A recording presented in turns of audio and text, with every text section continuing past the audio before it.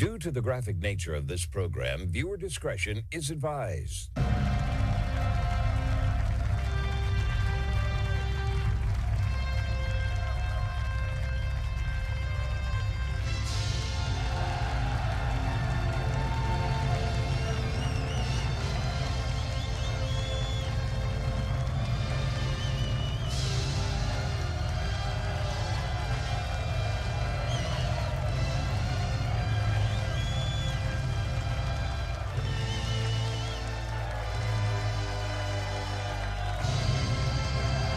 Hello, everyone, and thank you for tuning in to today's broadcast. It's the Monday, July 6, 2026 episode of the Marco Jure Show, the only show where the facts are facts and hard truths thrive.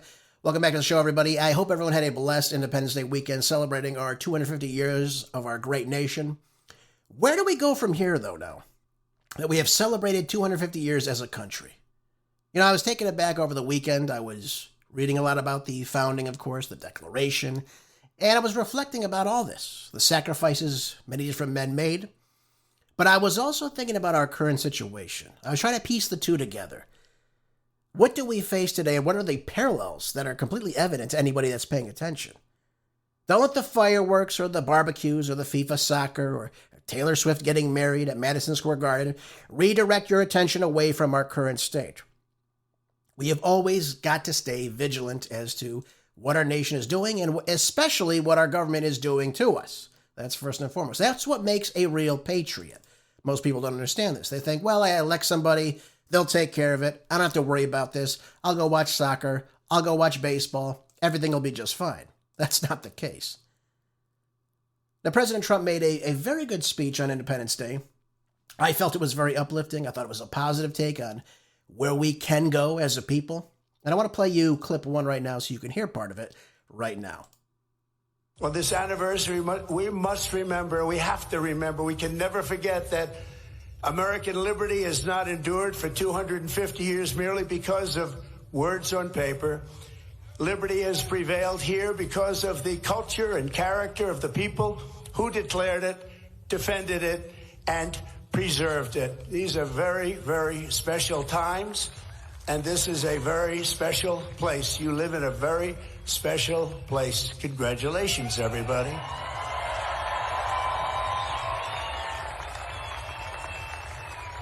The identity of a nation is the destiny of a nation, and America has a destiny like no other because we are a people like no other. For whatever reason, that's just the way it is. Here, the old world sent its bravest, boldest, and most resilient, its fiercest, most faithful, and freedom-loving. These men and women brought values, traditions, and customs transmitted over the centuries in Britain and stretching back even further to Athens, Jerusalem, and Rome. He's absolutely right about all this, by the way. And there is a comparison as to what he's talking about here. Our values, yes, American values. Our founders, what they did was they looked at different aspects of history. They looked at the Roman Empire. They looked at Roman civil law. They looked at British common law. They looked at how these governments were set up. The governments of Athens, for instance, how things were set up. What is a republic?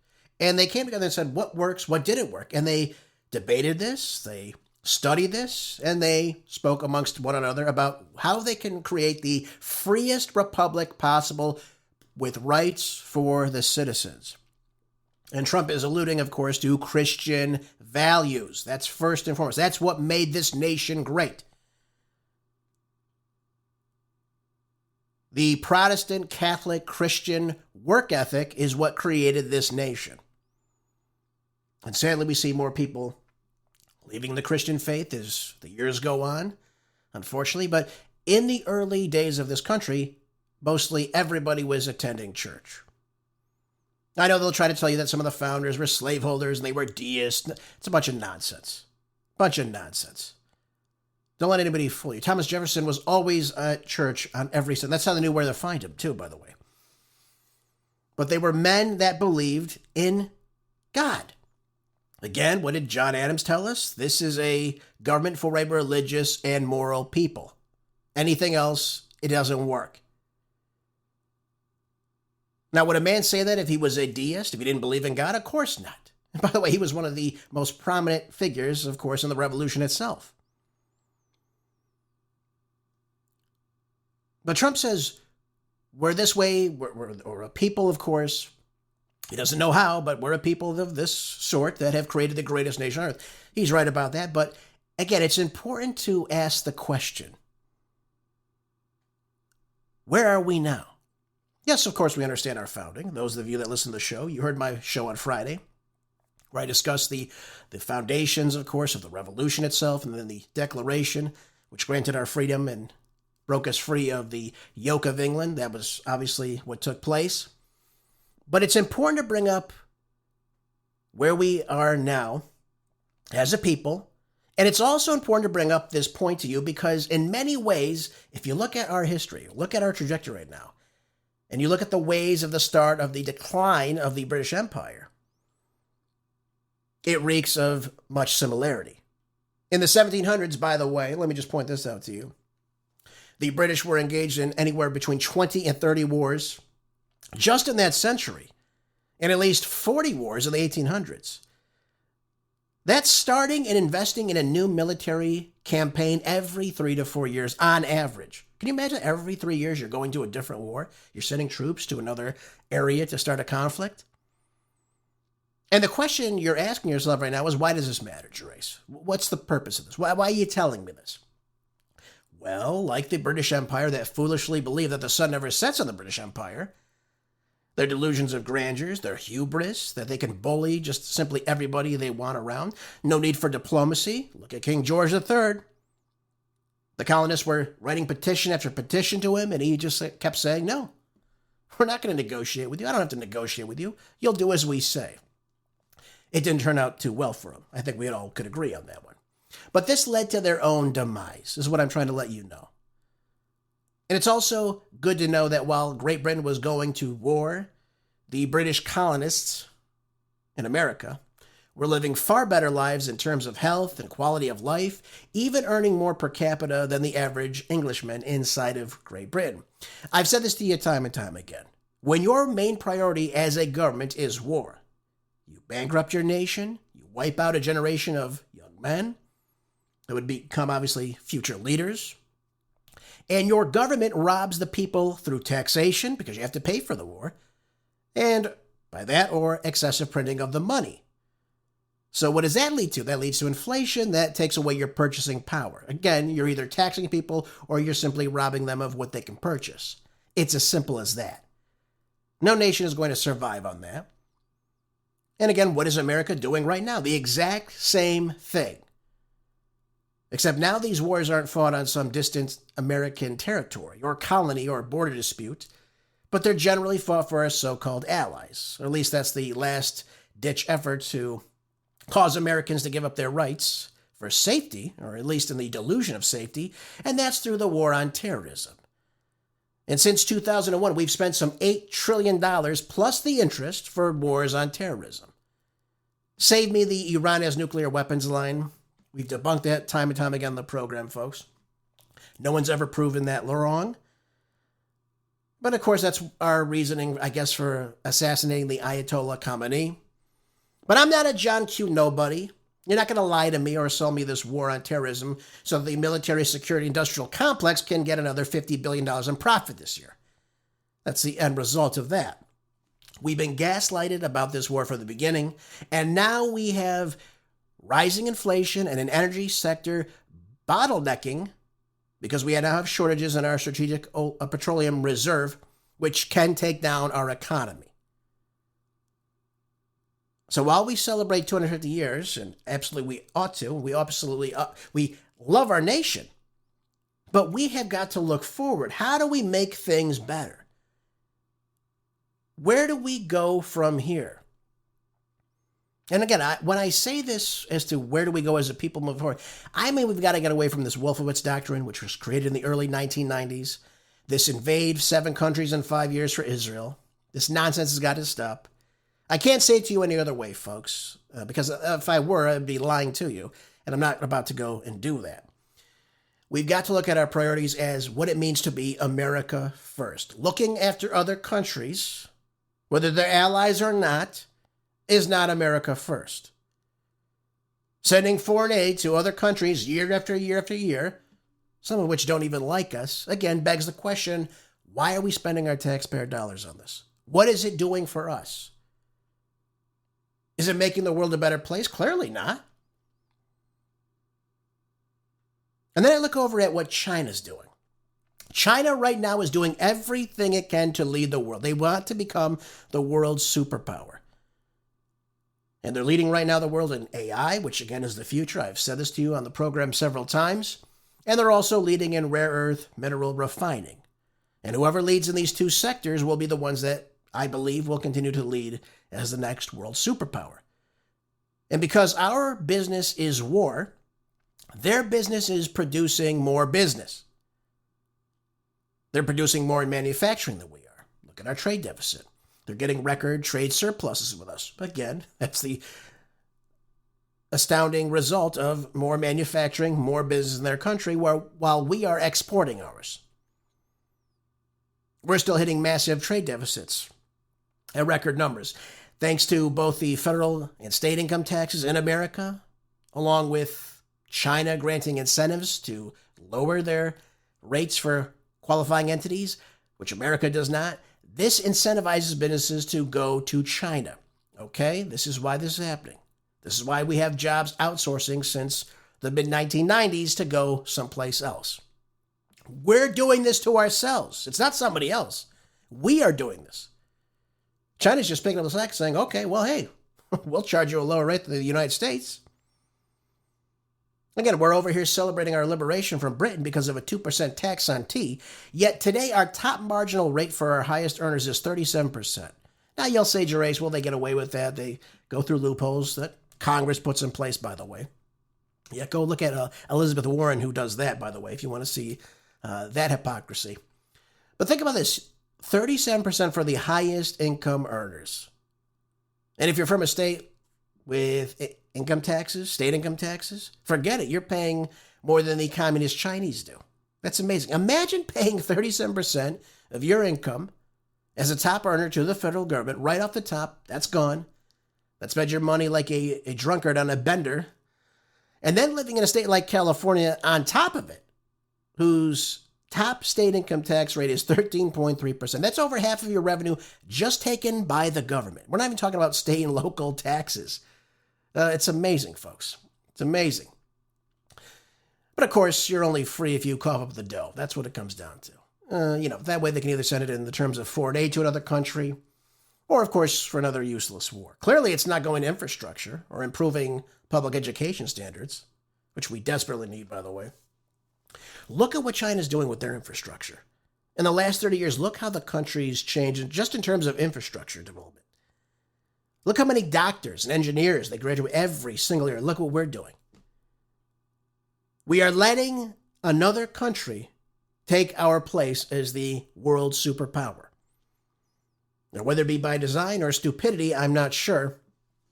But that's the end result of what's taking place right now. So right now, more than ever, while we celebrate 250 years, we must be vigilant. We must hold our elected leaders accountable, that they work for us, not the other way around. We've mixed this up somehow. We become in awe of the political class for some reason. I don't understand this. I'm not in awe when I meet anybody, to be honest with you. No offense. But that's the way I am. I'm just not in awe of people. Oh my God, it's the President of the United States. I must drop to my knees. That's not the way the government was set up, folks. We elected these people. They're not just divinely put in these positions to rule over us and do whatever the hell they want, insider trading and what have you. By the way, they all do it too, by the way. There are some exceptions, of course, but most of them do it all themselves, right? They're in there to make money. They get rich off this. They come out worth tens of millions of dollars. Go look at Nancy Pelosi's portfolio, by the way, if you don't believe me. But this is how we need to move going forward. We have to hold them accountable. We have to see what our elected class is doing. And if they're doing something that is illegal, again, tyrannical in some way, or reducing our quality of life, or not improving our quality of life, we have to hold them accountable. We have to demand more. Because when you look around and you see what's going on, you see things getting worse and worse. The problem's getting worse, the road's getting worse, the school's getting worse, the opportunities getting much, much meager in terms of what is presented to us. We have to say to ourselves, what the hell's going on here? Why are we looking at dilapidated buildings that were once great factories in this country? Where the hell are the opportunities? Why are you not putting new businesses back in this part of the world? Part of our state, part of our city. Why is this leaving the United States? It's because of what happens inside the Beltway. And the only way we beat China, ladies and gentlemen, or Russia, or Iran, or any of these other BRICS nation countries, is to compete with them head on. It's the only way we win. And I say this to you because if we do not fix our nation soon by bringing down inflation, bringing down the cost of production, bring down the tax rates to make America more competitive on a global scale for investors, and we've got to be able to bring back manufacturing. That's first and foremost. I know I'm a broken record on that one. That's how you build a middle class. That's how you build a country. Again, look no further than China in the last 25, 30 years. And we have to improve public education standards, folks. That's another thing we've neglected for quite some time. We talk about it, but we never demand anything about it. And we also have to make sure we reduce crime in these cities. We've got to get rid of it. Lock up the bad people, deport the illegal aliens. Whatever the hell has to be done, has to be done. That's how you attract business. No one's going to put their business in an area that is crime-ridden. It's just not going to happen that way. You're not going to invest in it. Now, I want to get back into the thick of things this week in our news cycle right now, but I do want to harp on this issue of where we are as a people right now. Because, again, this is what we're seeing constantly. We're seeing a lot of the America haters, these people that simply love to spit on the country. Of course, during our 250th anniversary of being a nation. Now, I speak of criticism. I speak of how we make America even better than it is. Because I do believe we live in a wonderful country. I think there's lots of work to do. I think we have gone astray from the Constitution in many respects. But that doesn't mean we cannot make it better. That doesn't mean you hate the country or want to bring it down. It means we want to go back to our roots, our conservative roots, our Christian value roots. This comes out of the Washington Examiner. Zoran Mamdani, the somehow mayor of New York City, argued that patriotism requires confronting the nation's shortcomings. And I'm going to play you a clip of him in just a moment. But the gall of this guy, sitting at George Washington's ceremonial desk, a foreigner who came to this country when he was 7 years old, lecturing us on American values, while he does everything he can to upend our traditions, our values, our economic system, by putting in these commies and these positions of power to tear the country down. And I'm going to go over exactly what I believe we need to do moving forward, because, again, if we do not stop this wave of, again, hate on America and allow these people to get in positions of power like the AOCs of the world, the ill-in-the-head Omars, the Rashida Tlaibs, it's one thing to criticize something. It's another thing to outright hate it. It's another thing to outright want to change everything about it, to make it reflect, I don't know, communism, socialism, something that it wasn't intended to be. Anyways, let's listen to Mamdani in his own words. As we mark 250 years, what do we see? We see a city of contradictions within a nation of contradictions. We see the wealthiest country in the history of the world, one where children go to sleep hungry while the world's first trillionaire hungers for more. We see monopolies that dominate every industry and oligarchs who buy elections. We see masked agents terrorizing our streets, eating food cooked by our undocumented neighbors before spiriting them away in unmarked vans. We see a nation whose immense wealth has been built by those with calloused, dirt-streaked hands, those who toil on factory floors and chisel into stone. And we see a nation that has allowed so much of that wealth to be held instead in the soft hands of a precious few. So what he's saying, essentially, is if you have money, basically you've ripped somebody off. If you've done well in this country, it must be because you're ripping somebody else off. That's the only thing I can think of when he's talking about this. And by the way, he's talking about a corrupt city of which he's now led for the previous 7 months. I don't see him turning anything around. Has anyone been pulled out of poverty in New York City because of anything Zoran Mamdani has done? Of course not. Of course not. And by the way, just to remind me, ladies and gentlemen, the city's been run by the left since I believe it was, who was it, de Blasio? 2 terms? Did he change anything with his communistic outlook of the world? Of course not. And then, of course, we had Eric Adams come in. Same thing, another Democrat. What really changed? Not much. Now we have him in there, an ardent communist who doesn't like the country, clearly doesn't like the country. And what has he done to make it better for anybody in the last 7 months? I'm open, folks. Tell me what he's done. Name one policy he's done that's improved anybody's life in New York City. You can't name it because it hasn't happened. And I know because I've checked. Can you imagine this?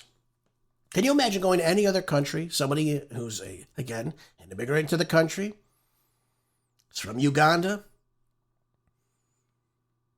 sits at the founding father, our first president's ceremonial desk, and sits here and talks about people that earn money. And now he's referring to Elon Musk, of course. So I say to you, okay, fine. Okay, he's a trillionaire now, at least in valuation. How does he get this money? Does he go out and rob people every day? What does he do? He produces a product of which people want. Now, you don't have to use those products. I don't use X. I don't use PayPal. I don't have to use anything what SpaceX does. I don't care about it. But obviously a lot of people do, and that's why people don't understand this. These are global markets in which these people run. This just doesn't stay inside the United States. This goes on a world stage. These various different companies in which he owns, and in which he's a part of, which he's put his own money into. These things should have gone wayside. But they didn't. They ended up performing at a high level. They're traded at a high level on the stock market, a lot of them. Look at Tesla. Again, Tesla can go wayside, but people want electric vehicles. So they purchase from Tesla. They like the vehicle. He runs it. He makes it more feasible for people to desire it. It's a different opportunity for you as a driver. You don't have to buy it. I don't buy a Tesla. Again, I don't give Elon Musk a dime of my money. Let's be honest with you. I don't want to drive a Tesla. I don't use PayPal.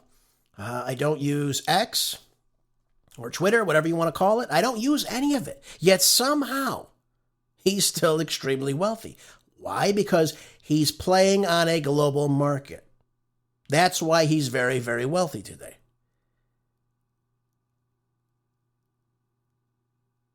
So what Mamdani is talking about, again, maybe he just doesn't understand this. If you produce a product or a service that people want, and it's on a global scale, you have 8 billion people utilizing these services, want these services, will pay for these services, you're probably going to be very, very wealthy. That's just the way it is. That's the way life is, folks.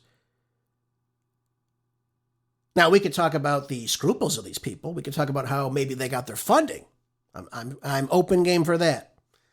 I know what cutouts are. I know who these people are. But the idea that somebody making money, successful, you have to ask yourself the question. They would not be wealthy unless people wanted that product or that service of which they sell. There's no other way around it. If you're the owner of Starbucks and no one drinks your coffee, it's going to go in the drain. No one's going to buy it. The store is going to close. You're not going to expand.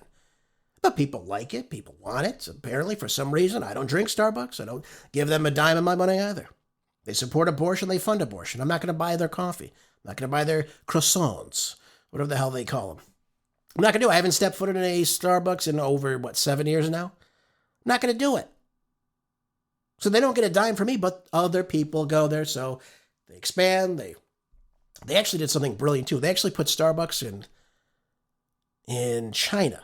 And by the way, China was once a tea-drinking society. That's all they did was drink tea. And by the way, I love tea, too, by the way. I drink coffee as well. But they turned China from a tea-drinking nation, a nation of 1.4 billion people, to now a coffee-drinking nation. Again, this is the ingenuity of the people that run Starbucks, and I got to hand it to them. No, I'm not going to give them my money. But again, think about things on a global scale. So when AOC comes out and tells you, geez, I don't know how there could be a trillionaire. I don't know how there could be a billionaire. You can't earn $1 billion.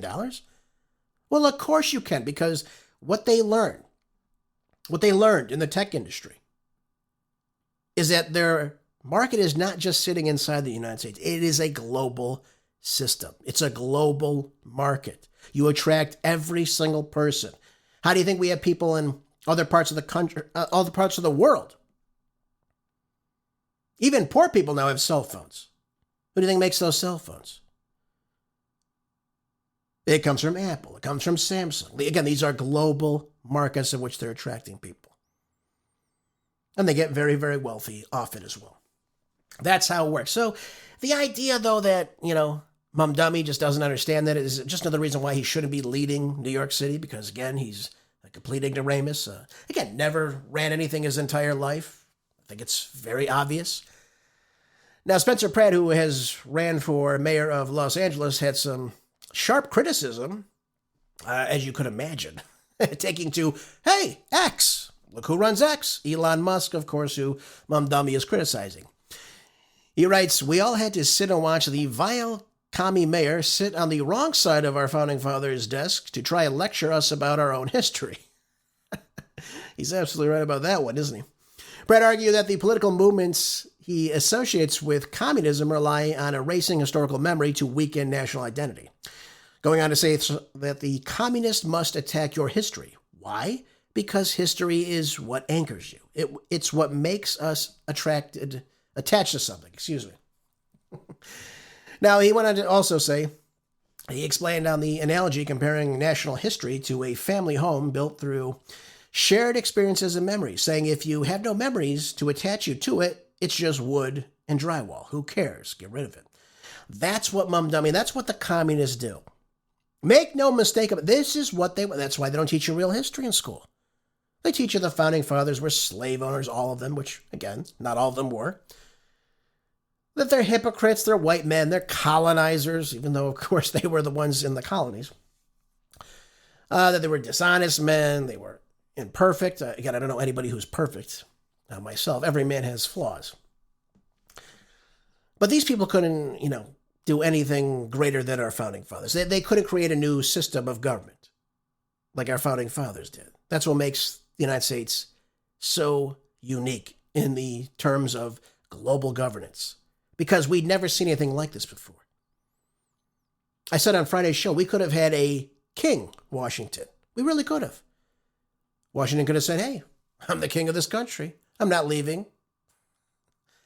There's nothing stopping him. He could have said, hey, I don't want to be a president. I'd like to be a king. My family is royalty. Look what I just did. But he didn't say that, did he? He said he would like to be the president of the United States. He wanted to be elected by the people, for the people. And that's what they gave us. They gave us freedom. They gave us rights, unalienable rights that every man, woman, and child has in this country.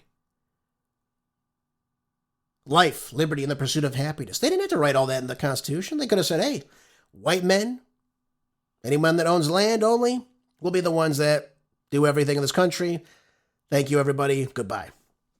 No one else is going to have any say in anything at any time. Now, it is true in the beginning they did have that for voting. that men that had land were voting. And again, the reason they did that, though, and I don't want to downplay this, but the reason they did that is because those were the people that had a stake in voting. So in other words, you wouldn't have people that were voting for something that would essentially take you down. I hope that makes sense to you. These are the people that had a stake in the game. That's why they did that. Now, you could argue that's a good idea. That's a bad idea. Obviously, not everyone in the country today is a landowner. But I want you to think about this for a moment. Think about this for a second. If you have people voting in a system in which they have no, I guess I would call it no teeth in the game, nothing to put in, have not contributed anything, and they're also determining who goes and represents you? That seems like a big problem to me, doesn't it, folks? If you have nobody that contributes to society, yet somehow they're voting still? I mean, let's use it a little step. Let's modernize where we were, but let's modernize that thinking. If you have someone who's on the government dole, welfare, let's say that, and they don't work, but somebody's offering them more money from the government through tax dollars, more food stamps, more this, more that, free housing, free this, free bus rides. Sounds like Mamdani, doesn't it, folks? And their only contribution to America is they sit on their ass every day and watch television, yet somehow their vote seems to match yours. You who works, or you who runs their own business, or you who works 2 jobs, or you who runs a corporation, doesn't matter what it is. Their thinking was, okay, these are the men that are going out there. They're the ones that are creating the jobs. They're the ones that understand, of course, completely what it means to run a business or, run their whatever it may be. Doesn't matter what it is. They are putting something out there. They have a stake in the outcome. I know that sounds harsh to say this to you, but that was their thinking about everything. That was their thinking. You've got to be able to put something in order to vote. Now, you could say that's right, that's wrong. I'm just explaining to you why it is. But isn't it interesting today we see, for instance, we have illegal aliens voting in our elections. Again, people that have no right to even be in the country, yet somehow various states allow them to vote. Now, you could say, Gerace, there's no proof of that. There's no way that that happens.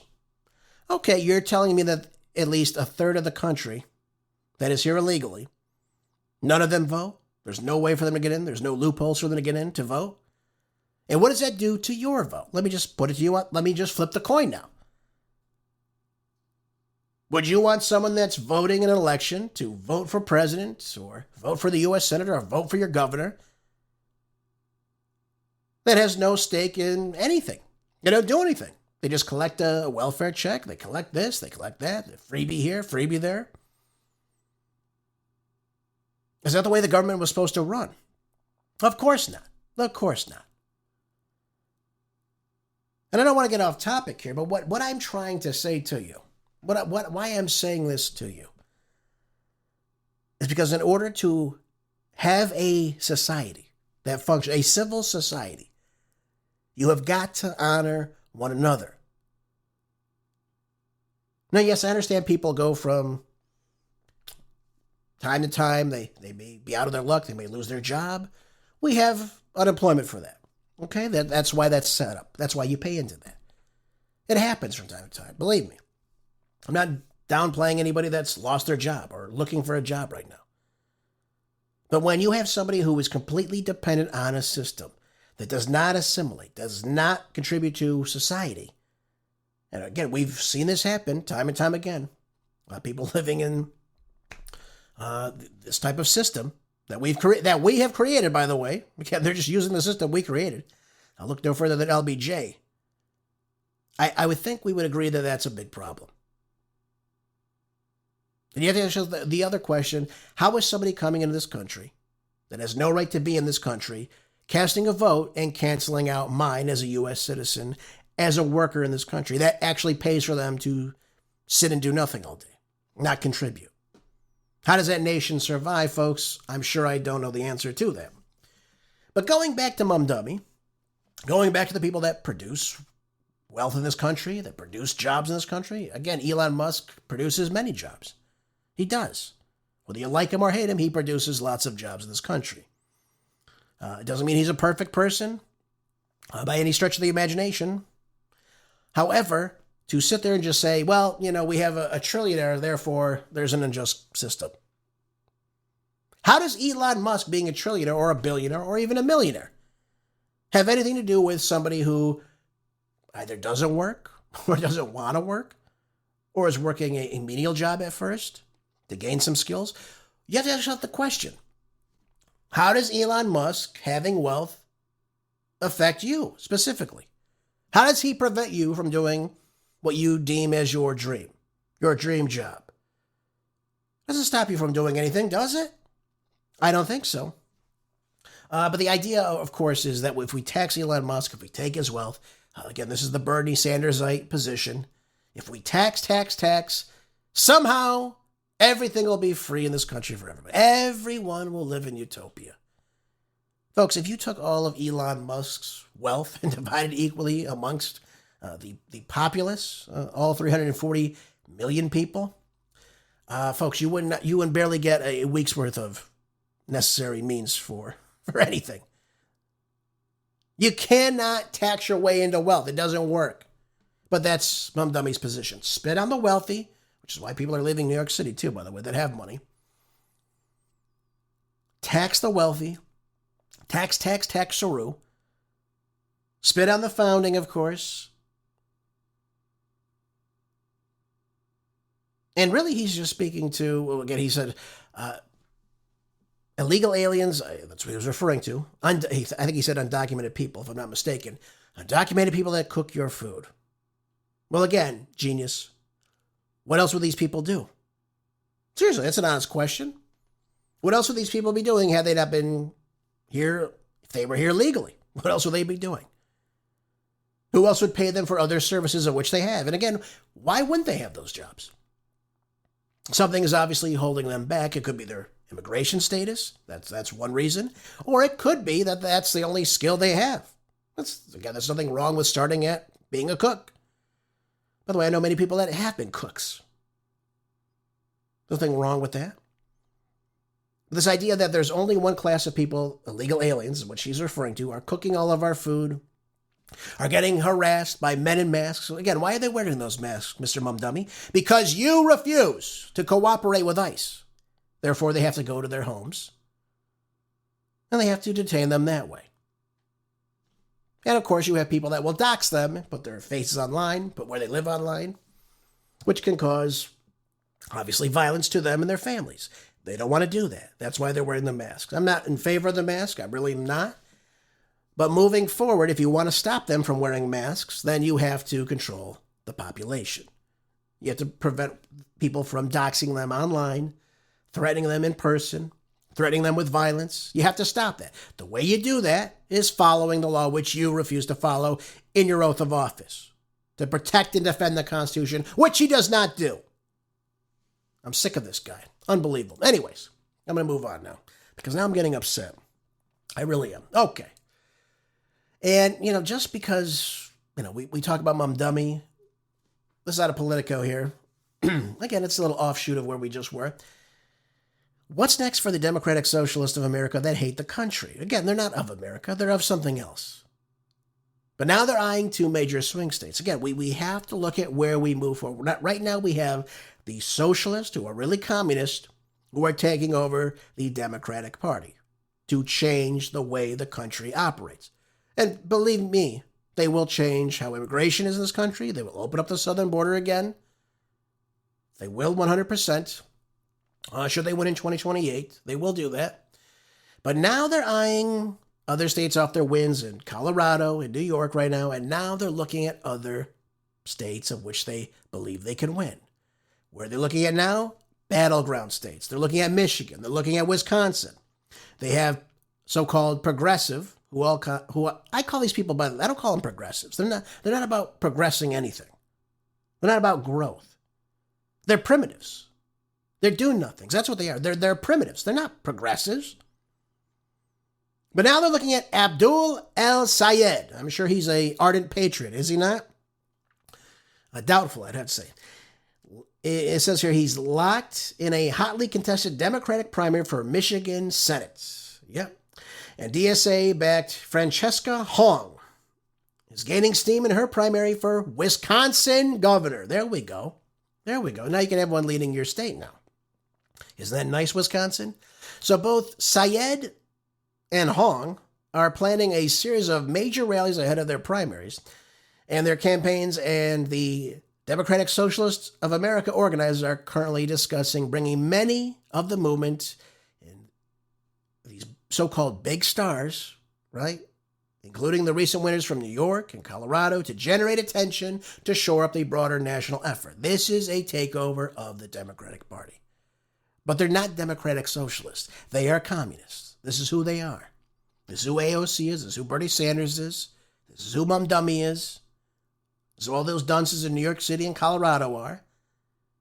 That's who Graham Plattner is, or Platinum, or Plattner, or Platter, whatever the hell his stupid name is, who, by the way, is losing ground against Susan Collins. I'm happy about that. This is who you're handing your country over to in these states.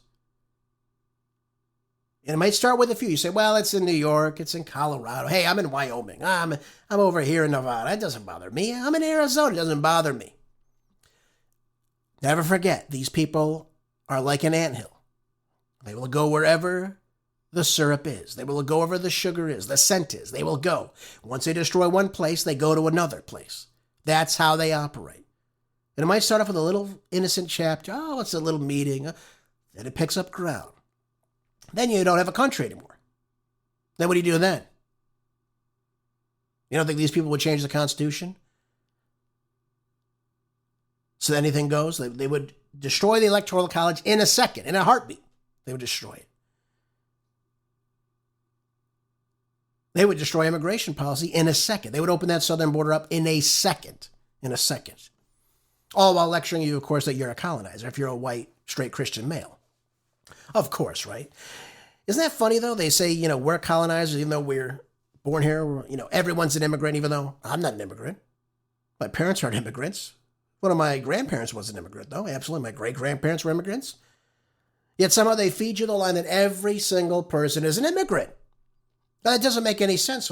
An immigrant is somebody that comes from another country, another foreign power, another foreign jurisdiction. There's that word again. And they come to the country legally to become a part of it, of which they intend to get citizenship at some point later on. So when they say everyone's an immigrant, well, then I guess everyone in the world's an immigrant. Then it loses all its purpose, the word. What a stupid statement, by the way, by stupid people.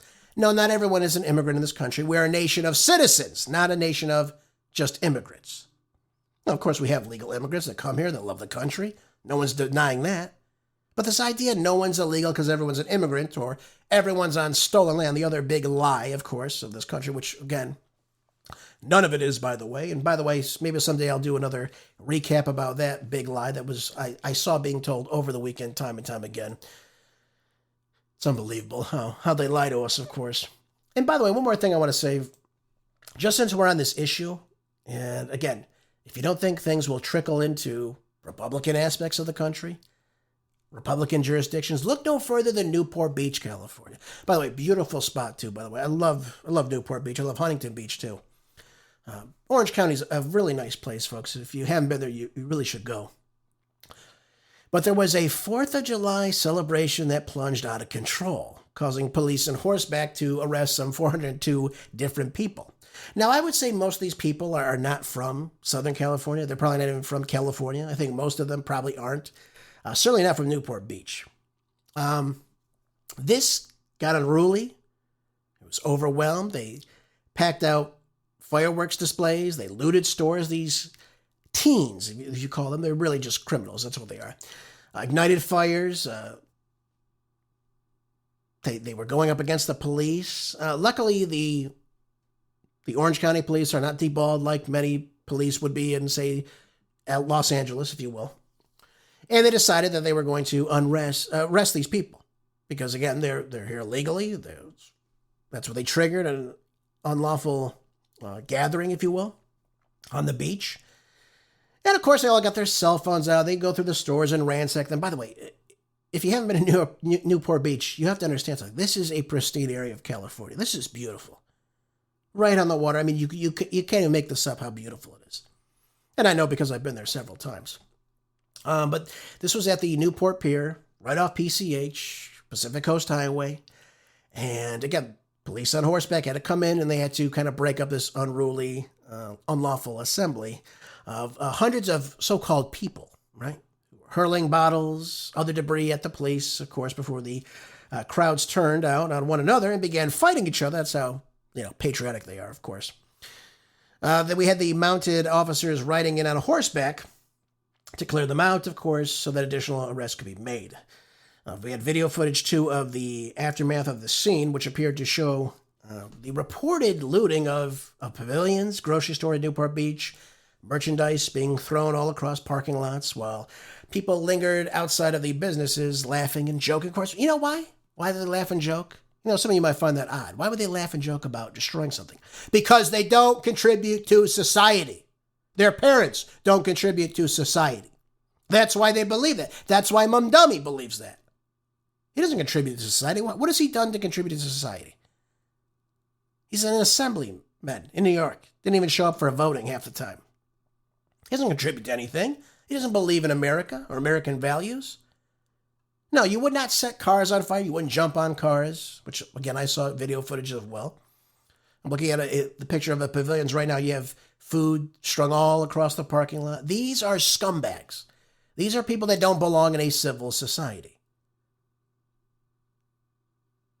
And by the way, I don't believe many of these people live there as well. I'm glad they arrested 400, and they all should have been arrested, though. They all should have been arrested, but again, the cops can only do what they can do at such a time. But this is what happens when you're in a blue state, right?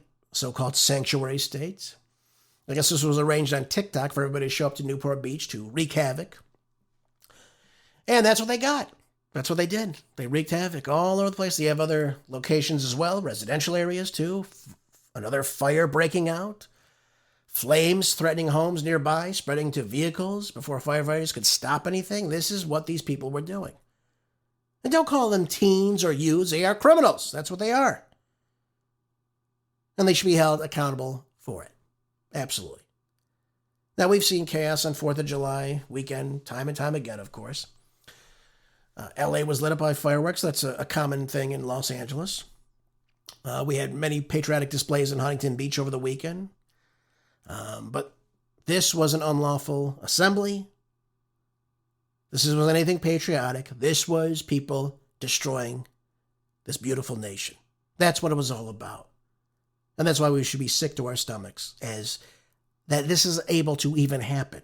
But this is what happens again when you allow people in your country that don't share your values, that don't care about your values, that will not teach their children about your values. This is how you lose a country. This is what the founders understood. You don't open your border up to everybody. You don't open up immigration to everybody. Somehow LBJ, I guess, didn't get that message. Or maybe it was intentional. Who knows? Him and Teddy Kennedy pushing this on the American people in the 1960s. Yep. Oh, they didn't want to be seen as racist, of course. The Democratic Party didn't want to be seen as racist. Okay. One other thing that's very interesting, too. This is out of Slay News. I thought you'd all appreciate this, too. This is another way we have to fix our country, too. When good citizens, when good Americans, when the native population that love this country come together and realize we've got a lot of work to do. And we've got to do it also with our birth rate. And America's collapsing birth rate is being driven largely by people with left-wing beliefs. Not a shock. These are people that believe in abortion and things of that nature. These are people that push feminism. Obviously, they push it on everybody that a woman should go get a career, not a husband. They've somehow convinced women that working a job 40 hours a week is somehow redeeming them. And motherhood, I guess, is oppression. This is, again, what's taught time and time again. But the studies suggest that political beliefs are closely tied to how many children Americans choose to have. Interesting topic, too. This is led by the University of Vienna in Austria. And that's what the study published in the scientific reports suggested. The findings were that people on the left have fewer children, while conservatives have maintained birth rates closer to historical averages. This is important now. The study adds that growing evidence suggests that the demographic future of the United States may be shaped not only by economics and culture, but also by ideology. This is very, very important we understand this. The existing birth rate to recreate the same demographic of which you live in your own generation suggests that you have to have 2.1 children. So what does that mean? That means you have to have at least 3 children. Now, if you have more than 3 children, that's great. But you can't have less than the 2.1. So in other words, you can't have less than 2 kids. You have to have at least 3 kids. And the reason they say that, too, is because something could happen to one of the children. Obviously, then you have to have at least 2. left to multiply. And then, of course, they have 3 children. And that's how you create the existing demographic in your country. But we're not doing that in the West. We're simply not doing it. And there's lots of reasons for it. Economics is one of the reasons why, of course. That's a key issue. But also the reasons I just told you. The left-wing ideology. The feminism. The idea that a woman should go out and be the boss and not a mother at any point in her life. It's going to lead to some very, very pissed off women in the near future. Let me just point that out to you as well. So we've all got to do better on this. Ladies and gentlemen, we have to, again, create a America that looks like our America. Of course, that doesn't mean people can't come into the country of any walk of life. That's not what I'm saying at all. But the country should look like it was, I believe, because that's how the country was founded. It is a nation based on European values, and those European values are shared by other Europeans. It's a Christian nation, so it should be celebrated by other Christians coming to the country. That doesn't mean people that are Muslim can't come to the country. I'm not saying that at all. I'm not saying you can't come from all walks of life. That's not what I'm saying at all.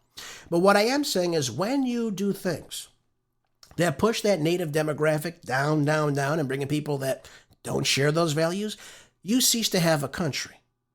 And what do you think? Those people coming in that hate the country, that spit on the country, are going to save you someday? What are you, stupid? What do you honestly believe that?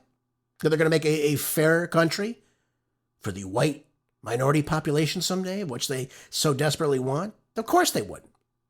Of course they would. They would love nothing more than to wipe it out.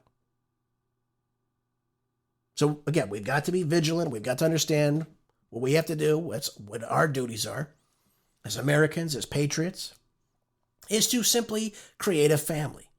Create young Americans. That's why I say this to you. Because right now, we're not producing young Americans. Young Americans wouldn't go to Newport Beach on the weekend, despite what your race is, despite where you were born.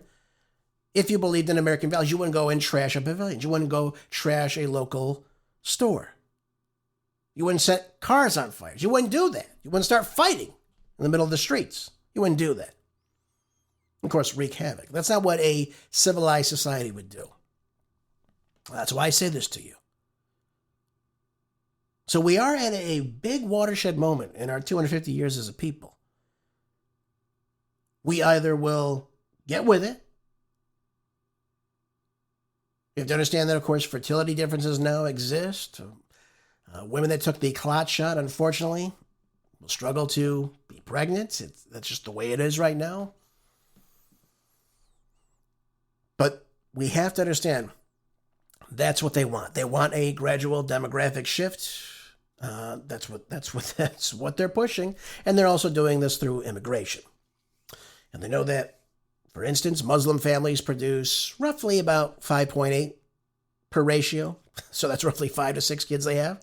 They want to replace you. And I know that some people will say, oh, Jerace, you're full of it. They don't want to do that. Yeah, they do. Yeah, they do. Well, there's nothing wrong with someone coming in here and having 5 kids. That's not what I'm saying.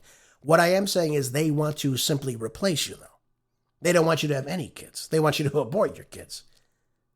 They just want you to have your menial job, most of which is useless in this country now anyways, and think that that's somehow serving yourself or empowering yourself, ladies. That's what they want to con you into. I don't know how they did that. I wasn't alive in the 60s when this was all coming to. But this is what they want. Make no mistake about it, this is what they want. So we've got to do better as Americans to simply say we're going to be that generation that, whether it be Gen Z or it could be the millennials or even Gen X right now, and say, no, we're going to make sure we create the existing demographic in this country, right? That's how the country was founded, so therefore that's what the country is. And again, we've got to make sure we take care of it on our own end.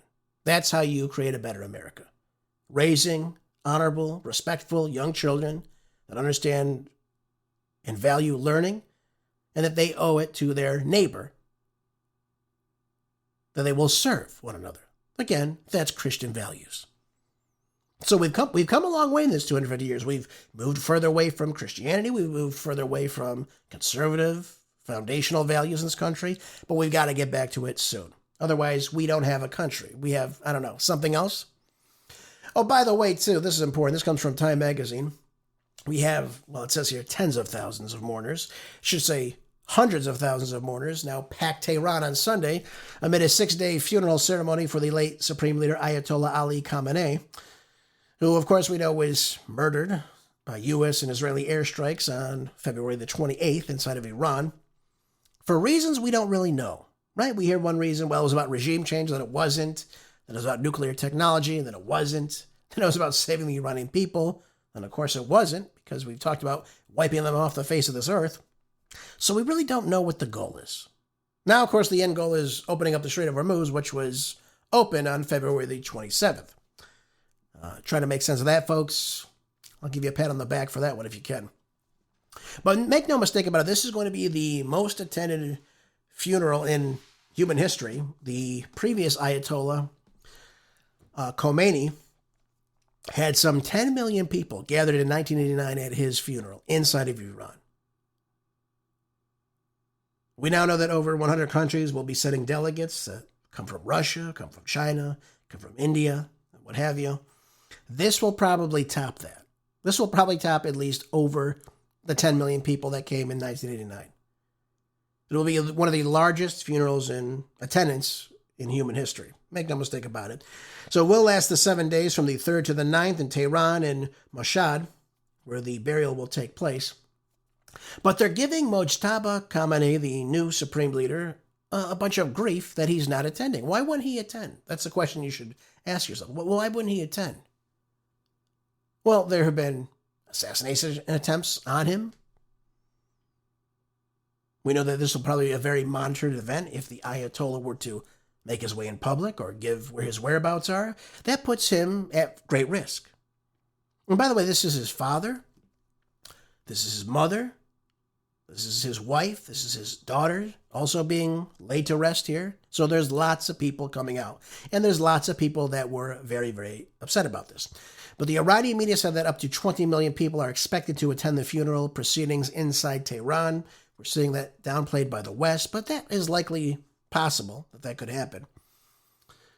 But more so, it contradicts our vision of what Iran is. They told you that the Iranian people hate the government, it's an oppressive government, that they want to take down the government. That never happened. We didn't get the regime change on February the 28th. It didn't happen. And the reason it didn't happen was because most people support the government there. That doesn't mean everybody supports the government, but most people like the existing government. Doesn't mean it's a perfect government, doesn't mean it's a better government than ours. I'm just telling you what the Iranian people feel like. And there's lots of great independent journalists on the ground reporting every single day what they're seeing, what they're experiencing, what's going on. So we have a real take about it. And once I get all that information, I'll explain it to you as time goes on. But what you're seeing is lots of foreign dignitaries there right now. So I don't think they would attempt an assassination attempt, or even if the Ayatollah were to make it in public, that would be very, very bad. It would be very, very detrimental if, for instance, Russian delegates are there and assassination attempts inside of the funeral ceremony were to exist, or even on any of the Iranian leaders right now. If a Pezeshkian were, God forbid, attempted to assassinate any of the leaders right now during the ceremonies, it could be very, very bad. If I say big if Israel goes ahead, and that was the country they said we're looking to do this. Again, this is the reports I'm getting. I'm not saying that Israel set this up by any means, but this is what's being discussed. This is what's being said online too by psychopaths like Laura Loomer.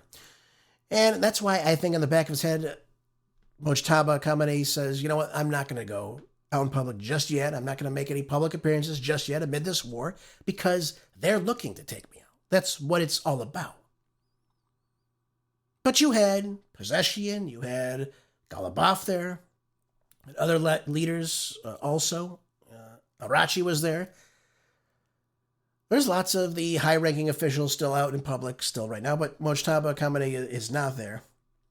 And you still have lots of people rallying behind the government, and it just goes to show you, you wouldn't see this had that sentiment been any different. So as time comes through, as the footage continues to carry on, again, I do believe you will see that the support behind the Iranian government will be greater now than ever. And I think there's something that has to be said about that. You wouldn't be seeing this right now if they were all upset about the government or the existing way the government functions right now. You wouldn't be seeing that. So we've got to keep this in perspective, that while this is a time of mourning for the Iranian people, they are backing their government right now. They are not straying away from it as time goes on. I hear the music, folks, so that means I got to run. Thank you again for being here. As always, make sure you're staying prepped with food, water, medicine, fuel, money, tools, anything to be self-sufficient in these times of uncertainty. Please make sure you're doing that. Enjoy the rest of your day, and I'll see you back here tomorrow for more groundbreaking news on the next Marco Dre Show. Until the next time, be good, stay busy, God bless.